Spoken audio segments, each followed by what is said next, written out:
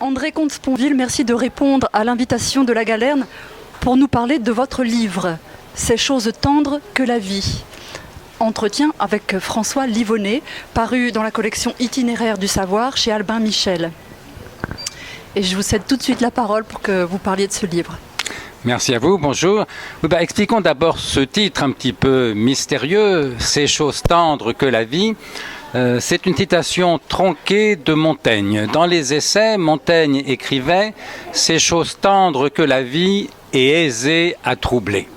Autrement dit, tendre dans cette phrase de Montaigne signifie en vérité fragile. Ça ne veut pas dire que la vie ne soit faite que de tendresse. Montaigne sait bien que ce n'est pas le cas. Ça veut dire que la vie est fragile et Dieu sait que c'est vrai.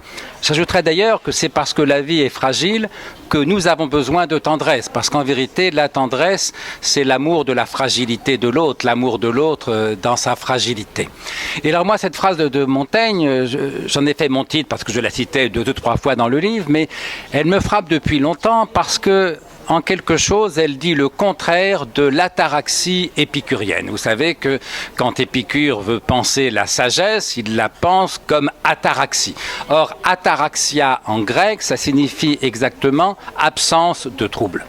Eh bien voilà, quand Montaigne écrit « Ces choses tendres que la vie est aisée à troubler », ça veut dire que cette absence de trouble, cette sérénité absolue, cette ataraxie épicurienne, ça peut faire rêver, ça serait très beau, mais évidemment, pour nous, c'est inaccessible. Et de ce point de vue, ça m'a aidé, non pas à renoncer à l'idéal de sagesse, mais à penser la sagesse autrement, à penser ce que j'appelle une sagesse de second rang, une sagesse à la Montaigne, c'est-à-dire une sagesse pour ceux qui ne sont pas des sages, au sens où Épicure ou Spinoza l'étaient ou passaient pour l'être, une sagesse pour ceux qui ne sont pas des sages, qui n'envisagent même pas de le devenir, mais qui ont la sagesse au moins de l'accepter.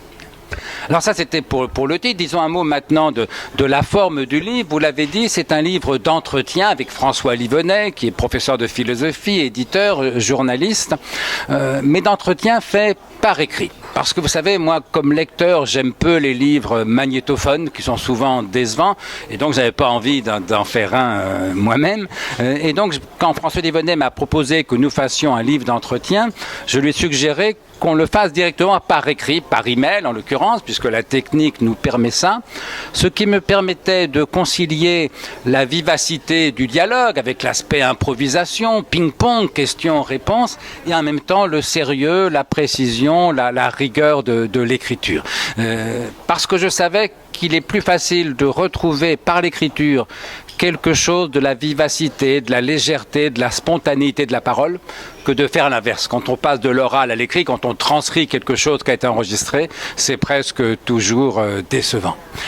Voilà, et alors quant au contenu, maintenant, alors, il y a 10 chapitres, bien sûr, je ne vais pas résumer, mais disons que c'est à la fois un livre bilan et une autobiographie intellectuelle. Un livre bilan, parce qu'au fond, à 63 ans, il m'a semblé qu'il était temps de faire le point sur où est-ce que j'en suis parvenu, quelle est ma philosophie. Alors je dis pas un livre d'adieu, des adieux, il y aurait quelques ridicules à en faire plusieurs, comme telle ou telle vedette de la chanson.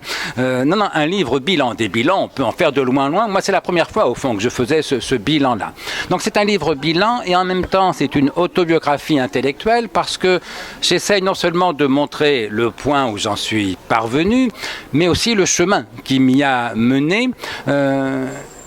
Parce qu'au fond, je crois que toute vie, toute philosophie, forcément, est incarnée. Et qu'il y aurait quelques mensonges à prétendre présenter une philosophie abstraitement, sans dire, au fond, quel a été le chemin biographique qui nous a mené, qui m'a mené, en l'occurrence, à la philosophie qui est la mienne. Autobiographie intellectuelle, et d'ailleurs pas seulement intellectuelle, parce qu'en vérité, poussé par les questions de François Livonnet, j'ai été amené à parler de moi bien davantage que je ne l'avais jamais fait, en tout cas publiquement, notamment à parler de mon enfance, parce que, évidemment, c'est aussi dans l'enfance que naît une vocation, en l'occurrence pour moi, la vocation de philosopher.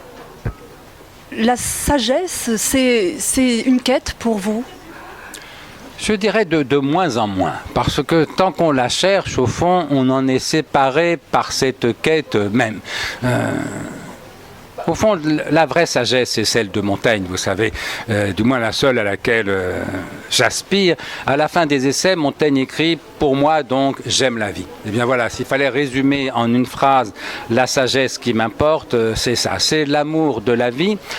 Et non pas l'amour du bonheur, comme certains le croient. Pas besoin d'être sage pour aimer le bonheur. N'importe quel crétin est capable d'aimer le bonheur. Pas non plus l'amour de la sagesse. N'importe quel philosophe est capable d'aimer la sagesse. Philosophia en grec, vous le savez, ça signifie l'amour de la sagesse. Mais la vraie sagesse, pour moi, comme pour Montaigne, ça n'est pas l'amour du bonheur, ça n'est pas l'amour de la sagesse. La vraie sagesse, c'est l'amour de la vie. Heureuse ou malheureuse, sage ou pas. Et bien sûr, aucune vie n'est heureuse ou sage dans son entier.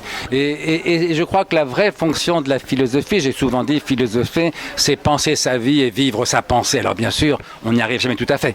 Il y a toujours de l'impensé dans toute vie et du non-vécu dans toute pensée. Mais disons, ça indique la direction. Voilà, il s'agit de penser mieux pour vivre mieux. Eh bien, la meilleure façon de vivre, c'est en effet d'aimer la vie, non pas parce qu'elle serait toujours aimable, Dieu sait que ça n'est pas le cas, mais parce que pour qu'elle soit agréable à vivre, il faut commencer par l'aimer. Vous savez, Spinoza écrit dans l'Éthique, ça n'est pas parce qu'une chose est bonne que nous la désirons, c'est inversement parce que nous la désirons que nous la jugeons bonne. Eh bien, je dirais volontiers un peu de la même façon, ça n'est pas parce que la vie est bonne qu'il faut l'aimer. C'est dans la mesure où nous l'aimons qu'elle est bonne pour nous. Il s'agit d'aimer la vie non pas parce qu'elle est bonne, mais pour qu'elle le soit. Vous essayez de faire, une philosophie de notre temps, peut-être assise, si je peux employer ce mot-là, sur une philosophie à l'ancienne. Oui, parce que on ne pense pas tout seul.